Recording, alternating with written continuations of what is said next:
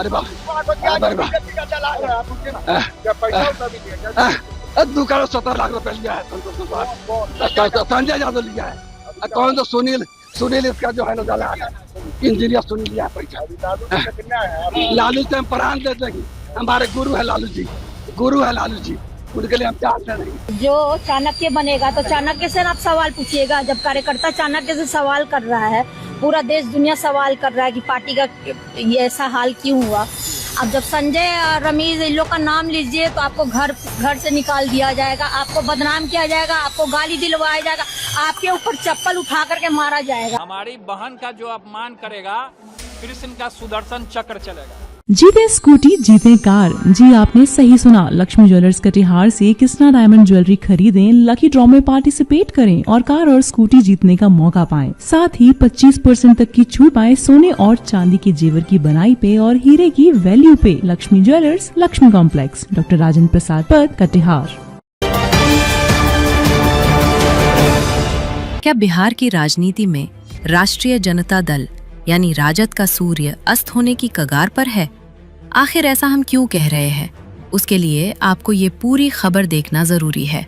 नमस्कार, आप देख रहे हैं BMW न्यूज बिहार।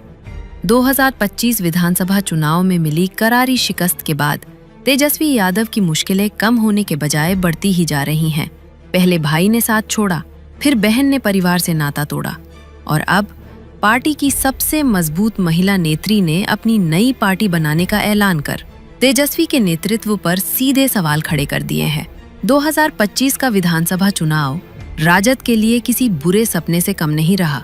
2020 के चुनाव में सबसे बड़ी पार्टी बनकर उभरी राजद इस चुनाव में सबसे ज्यादा वोट शेयर पाने के बावजूद महज 25 सीटों पर सिमट गई।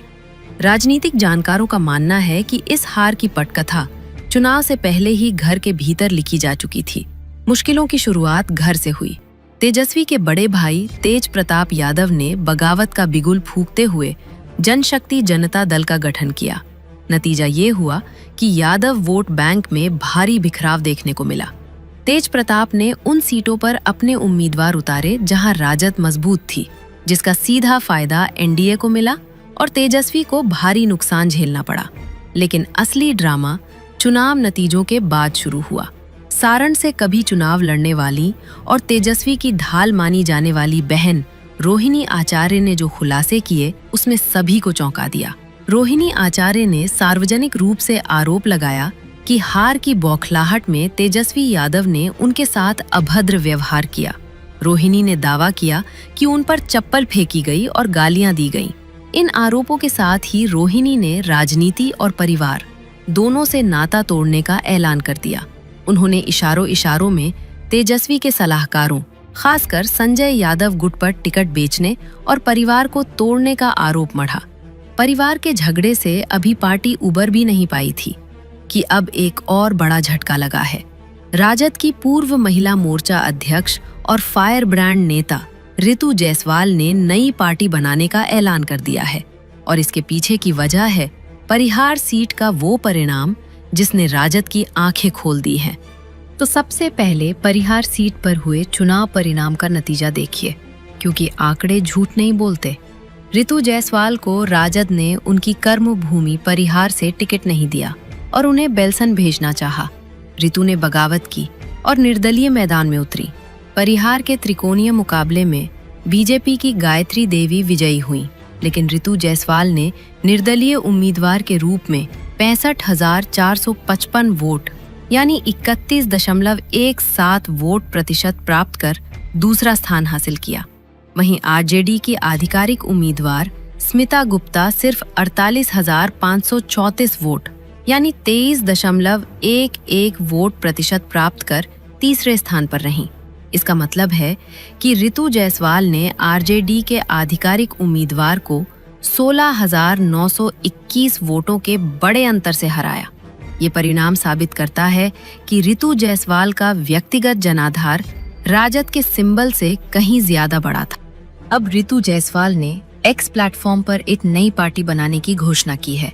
उन्होंने साफ लिखा है, एक ऐसी पार्टी जहां महिलाओं को प्रतिनिधित्व मिले, युवाओं को मौका मिले, टिकटों की खरीद फरोख्त ना हो, और परिवारवाद के लिए कोई जगह ना हो। राजनीतिक पंडित इसे प्रशांत किशोर की जन सुराज जैसा ही एक प्रयोग मान रहे हैं, जो सीधे तौर पर राजद के कोर वोट बैंक यानी युवाओं और महिलाओं में सेंध लगाएगा।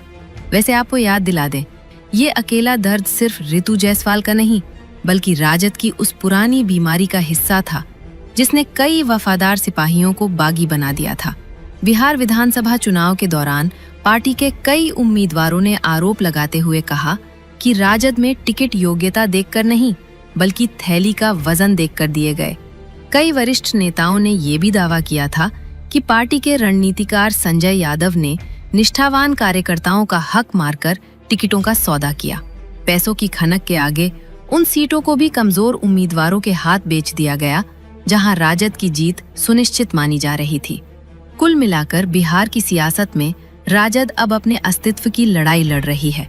पार्टी के अंदर सुलगी बगावत की आग बुझने के बजाय और भड़कने वाली है। रितु जायसवाल के तेवर और पार्टी के वरिष्ठ नेताओं का बढ़ता विरोध ये साफ इशारा कर रहा है कि तेजस्वी यादव की पकड़ संगठन पर ढीली पड़ चुकी है। ये लड़ाई अब पार्टी बचाने से ज्यादा नेतृत्व बदलने की मांग की तरफ बढ़ती दिख रही है।